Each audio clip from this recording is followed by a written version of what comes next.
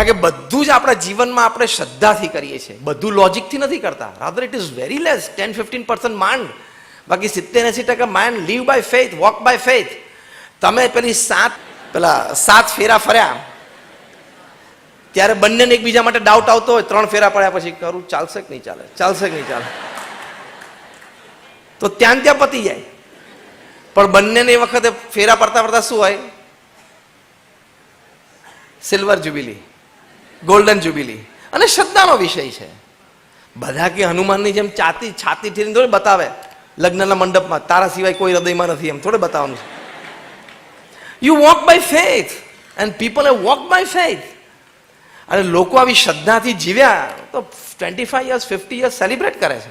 આપણે બધા સમાજમાં જોયા છે ને, એવા પરિવારોને ઓળખીએ છીએ. તો એ વિચારમાં સાત્વિકતા રાખવી. તર્ક સારી વસ્તુ છે, પણ તર્ક અને શ્રદ્ધાને તમે બેલેન્સ ના કરી શકો ને તો તમે ખોટમાં જશો. અગેન આઈ રિપીટ, તર્ક સારી વસ્તુ છે, પણ તર્ક અને શ્રદ્ધાનું જો બેલેન્સ નહીં કરી શકો ને તો ખોટમાં જશો. કારણ કે if there are 10 problems that can be solved by logic, other 20 problems can get solved only by faith. એ શ્રદ્ધાથી જ સોલ્વ થશે. એટલે આ વિચારોની પરિપક્વતા આપણી હોવી એ ખૂબ જરૂરી છે. સુંદર એક વાત છે જે મેનેજમેન્ટમાં શીખવાડવામાં આવે છે, be a prosperity thinker, never be a poverty thinker. સમૃદ્ધતા વિચારવી, ગરીબાઈ ના વિચારવી. સમૃદ્ધતા વિચાર એટલે પ્રોસ્પેરિટી થિંકર એટલે શું? સારું થશે. કાલ સવાર હું મારા બેડરૂમની બારી ખોલીશ તો પહેલા સૂર્યના કિરણો આવશે, મારી માટે આશાના કિરણો છે. કાલે સવારે મને કોઈ 2 વ્યક્તિ મળશે, મને કંઈક મદદરૂપ થશે. કાલે સવારે આ પ્રોબ્લેમનો એક સારો સોલ્યુશન, એક સારો આઈડિયા મને મળશે. એટલે ઓપ્ટિમિસ્ટિક આઉટલુક રાખવાનું, એને પ્રોસ્પેરિટી થિંકર કહેવાય. અને પોવર્ટી થિંકર શું કરે? મરી ગયા, નહીં ફાવે, નથી મજા આવતી, અંધારું થઈ ગયું, કોઈ મદદ નથી કરતું, કોણ જાણે કાલે શું થશે. આ પોવર્ટી થિંકર. કાલે તો જે થવાનું થાય તે અત્યારથી તે મરવાની ચાલુ કરી દીધું, અત્યારથી તે મરવાનું ચાલુ કરી દીધું. બહુ જ સુંદર કહેવત છે અંગ્રેજીમાં, there is always light at the end of the dark tunnel. ગમે તેવી અંધકારમય ટનલ હોય ને, તમે ચાલ્યા જાઓ તો ક્યાંક તો લાઇટ હોય જ, પ્રકાશ હોય જ. કે કોઈ ટનલ પૃથ્વી જેટલી તો લાંબી નથી જ ને, એટલે ક્યાંક તો એ પૂરી થવાની ને, ક્યાંક તો સૂર્યનો પ્રકાશ દેખાવાનો ને. ચરેર વેતી લખે છે ને, ચાલ્યા જવાનું, ચાલતા રહેવાનું. તો એ વિચારોની સમૃદ્ધતા છે. પ્રમુખ સ્વામી મહારાજને લંડનમાં ભવ્ય મંદિર, ભારતીય સંસ્કૃતિનું દર્શન, આદર્શ કરાવો તો કેટલા બધા પ્રશ્નો. ત્યાંના કોર્ટમાં કેસીસ ચાલ્યા, હારી ગયા. બીજી જગ્યાએ જમીન લઈને શોધીને મદદ કર્યું. લોસ એન્જલસમાં અક્ષરધામ તુલ્ય કેમ્પસ બનાવ્યું, ત્યાં પણ કેટલા પ્રશ્ન, નેબરહુડમાંથી પ્રશ્ન આવેલા, કેસીસ ચાલે છે, જ્યુરી બેઠી, સ્ટેટ જ્યુરી બેઠી, ગ્રાન્ડ જ્યુરી બેઠી, કેટલા પ્રશ્નો. એની વચ્ચે 85 વર્ષની ઉંમરે, 90 વર્ષની ઉંમરે અડગ રહ્યા. આજે અમારા ગુરુહરિ મહંત સ્વામી મહારાજ, અને તમે સૌ ભાગ્યશાળી છો કે અત્યારે ભુજમાં બિરાજમાન છે, અને અહીંયા એક ભવ્ય શિખરબદ્ધ મંદિરની ખાત વિધિ એમણે હમણાં થોડા દિવસો પહેલા કરી. તમારામાંથી કેટલા એમના પ્રત્યક્ષ દર્શન કર્યા આ વખતે આવ્યા ત્યારે? Almost all of you. કાલે છેલ્લો દિવસ છે એમના જાહેર દર્શનનો, સવારે પ્રાતઃ પૂજાનો.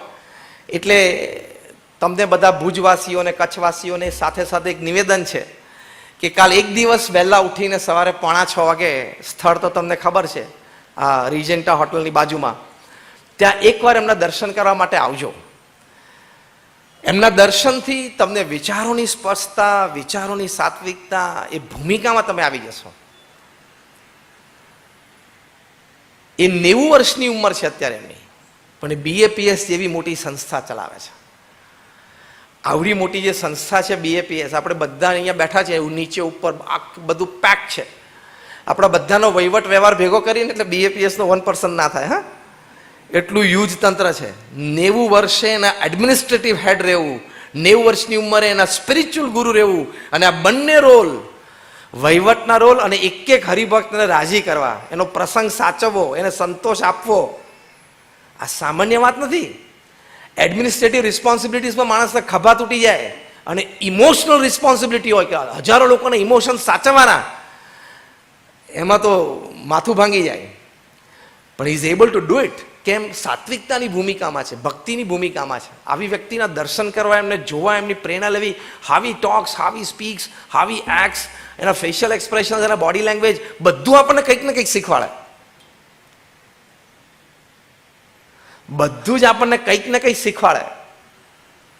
જેમ સચિન તેંડુલકર જ્યારે બેટિંગ કરતા ત્યારે કોચ બધા જ ઇન્ડિયન પ્લેયર્સને ગેધરિંગ બેસાડી દેતા હતા. કેમ? કે his play is your coaching. એનું શોર્ટ સિલેક્શન તમે જુઓ, એનું ફૂટવર્ક તમે જુઓ, એ પુશ છે કે ડ્રાઈવ છે, કેટલો ફોર્સ આપે છે, બધું જ તમારી માટે કોચિંગ છે. એમાં બી મહાન વ્યક્તિને જોવીને એ તમને કોન્સ્ટન્ટ ઇન્સ્પિરેશન ચાલુ થઈ જાય. તો એ પ્રથમ જીવન મૂલ્યો વિચારો સંબંધી છે. બીજું જીવન મૂલ્ય અગત્યનું વિચારું પછી રાઇટિયસનેસ ઇન લાઈફ. જીવનમાં નીતિમત્તા અને પ્રામાણિકતા, જેને ધર્મ કહે છે. ભગવાન સ્વામિનારાયણે શિક્ષાપત્રીમાં લખ્યું છે, ધર્મો જ્ઞેય સદાચાર. સદાચાર એ ધર્મ છે. લોકોને ઘણી વખત મિસકોન્સેપ્શન હોય ને આપણે માનીએ કે બસ સેક્યુલરિઝમ એટલે બિન સાંપ્રદાયિકતા કોઈ ધર્મ ને, એવું નથી. એ ખોટી વ્યાખ્યા છે, સમાજમાં ખોટી પ્રવૃત્તિ છે. સેક્યુલરિઝમ એટલે બધા જ ધર્મો સંપ્રદાયો સાચા સારા છે, એમના સ્થાપકો, એમના ગુરુઓના આદેશ પ્રમાણે, એમના ધર્મગ્રંથોના આદેશ પ્રમાણે સવડી મતીથી એ પ્રમાણે જીવન જીવે તો એની માટે અહીંયા જ ભગવાનનું સ્થાન છે. એટલે all religions are good, great, એવી એક ભાવના એ બિન સાંપ્રદાયિકતા છે. બિન સાંપ્રદાયિકતા એટલે કોઈ ધર્મ ને કોઈ બિન સંપ્રદાય નહીં, એવું નહીં. તો રાઇટિયસનેસ આપણને ધર્મ શીખવાડે છે. જો પશુઓમાં ધર્મ નથી, આ ભગવાન સ્વામિનારાયણે લોજિકલ આર્ગ્યુમેન્ટ મૂકી છે, પશુઓમાં ધર્મ નથી તો એને વસ્ત્ર પરિધાનથી માંડીને સંસાર વ્યવહાર અથવા પારિવારિક સંબંધો અથવા પારિવારિક મર્યાદાઓનું ક્યાં ભાન છે? અને આપણે પણ એક પશુ જ છીએ, મેન ઇઝ એન એનિમલ, પણ આપણને પારિવારિક સંબંધો, એની મર્યાદાઓ, ફિઝિકલ, મેન્ટલ, ઇમોશનલ રિલેશનશિપ્સની મર્યાદાઓ જે આપણને ખબર છે, જે મેનર્સ ને એટિકેટ્સ માણસ પાસે છે, એ કૂતરા ગધેડા આપણને રોજ જોવે છે, તો એને ક્યાં ક્લિક થાય છે? કારણ કે એને ધર્મનો અંશ નથી. એટલે રાઇટિયસનેસ જીવનમાં હોવી એ ખૂબ જરૂરી છે. Without righteousness you become zero from hero within seconds, and with righteousness you can become hero from zero within seconds. નીતિમત્તા, પ્રામાણિકતા અને ધાર્મિકતા તો જ માણસ છે. અને માણસની કિંમત પણ સમાજમાં એને લઈને છે. ઘણા સમાજના વ્યક્તિઓ એની માટે અભિપ્રાય સમાજમાં કેવો હોય, એનું નામ પડે એટલે શું બોલે સમાજ? કે એના વિશે બીજી વાત જ ના હોય અને વ્યક્તિ વિશે બીજો વિચાર પણ ના હોય. અને ઘણાનું નામ બોલે એટલે કે જે ઓછામાં ઓછો 10 ફૂટ દૂર ચાલજે. હવે બંને પાસે પૈસા કે વ્યવસ્થા કે ધંધો તો જે હોય, પણ તમારી આબરૂ, તમારી પ્રતિષ્ઠા, તમારી કીર્તિ અને સમાજમાં તમારો સ્વીકાર એ તમારા ધર્મ, નીતિમત્તા અને પ્રામાણિકતાથી થાય છે, બીજી કોઈ રીતે નથી થતો.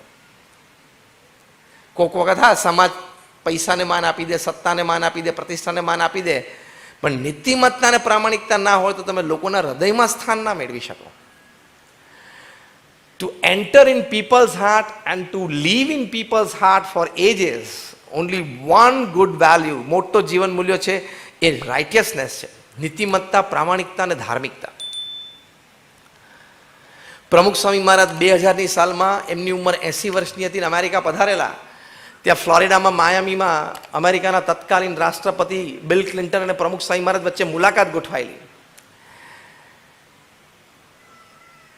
હવે આ બાજુ બિલ ક્લિન્ટન, કેટલાય કેરિઝમેટિક પ્રેસિડેન્ટ ઓફ અમેરિકા, જે ટોપ 5 પ્રેસિડેન્ટ્સ તમે અમેરિકાના લો એ હરોળમાં આવે, George Washington, John F Kennedy, Ronald Reagan, આ કક્ષાની એ વ્યક્તિ 6 ફીટ 3 ઇંચની હાઇટ, વેરી હેન્ડસમ અને કેરિઝમેટિક પ્રેસિડેન્ટ. અને અમેરિકાના પ્રેસિડેન્ટ એટલે એની દુનિયામાં સત્તા ચાલે, કારણ કે આખી દુનિયાની 50 મોટી આંતરરાષ્ટ્રીય સંસ્થા, વર્લ્ડ બેંક કે IMF, બધું અમેરિકન ફંડિંગ ઉપર ચાલે છે. અને આ બાજુ પ્રમુખ સ્વામી મહારાજ, એમની ઉંમર 80 વર્ષની, ભગવા કપડાધારી, અંગ્રેજીમાં એક વાક્ય બોલી ના શકે, ટ્રેડિશનલ ગુજરાતી, કાનમ વિસ્તારના હતા એ બોલે. પ્રમુખ સ્વામી ગુજરાતી બોલે, બિલ ક્લિન્ટન એક શબ્દ ના સમજે, બિલ ક્લિન્ટન અંગ્રેજી બોલે, પ્રમુખ સ્વામી એક શબ્દ ના સમજે. 22 મિનિટની મુલાકાત થઈ. વચ્ચે અમારા એક ઇન્ટરપ્રિટર સંત હતા જે ઇંગ્લિશ ગુજરાતી કરતા હતા વારાફરતી, એટલે 22 મિનિટનો વાર્તાલાપ એકચ્યુઅલી 8 મિનિટનો જ થયેલો. 8 મિનિટની મુલાકાત પછી બિલ ક્લિન્ટન હવે now I am quoting him not just word to word but letter to letter. Bill Clinton બોલ્યા કે મારા જીવનમાં I haven't seen such expressive eyes full of integrity in my life. મારા જીવનમાં પ્રમુખ સ્વામીની આંખો મેં આ જોઈ, આટલી પ્રભાવશાળી આંખો અને આટલી નીતિમય પ્રામાણિકતા, બધાને સાથે લઈને ચાલ્યા છે, કોઈને ધક્કો મારીને આગળ ગયા નથી, આવી આંખો મેં ક્યારેય જોઈ નથી. એક તો અમેરિકાના પ્રેસિડેન્ટ કોઈ દિવસ કોઈનાથી ઇમ્પ્રેસ ના થાય, અને ભૂલથી ઇમ્પ્રેસ થાય તો બિગ અમેરિકન ઇન્ફ્લેટેડ એ આડો આવે, ઈગો આડો આવે, કોઈ એક્સપ્રેસ ના થાય. આ તો ઇમ્પ્રેસ પણ થઈ ગયા ને એક્સપ્રેસ થઈ ગયા. અને પ્રમુખ સ્વામી મહારાજ તો છૂટા પડતી વખતે બિલ ક્લિન્ટન સાહેબનો હાથ પકડીને પ્રેમથી બોલ્યા કે સાહેબ ગાંધીનગરમાં મારું અક્ષરધામ સરસ છે, જોવા આવજો. અમારા ઇન્ટરપ્રિટર સંતે કીધું કે he is personally inviting you to come and visit our Akshardham at Gandhinagar. Bill Clinton તરત જ બોલ્યા કે when he is inviting I will come, અને આવ્યા. આ જીવન મૂલ્યોનો પ્રભાવ હોય છે. જીવન મૂલ્યોનો પ્રભાવ આ હોય છે.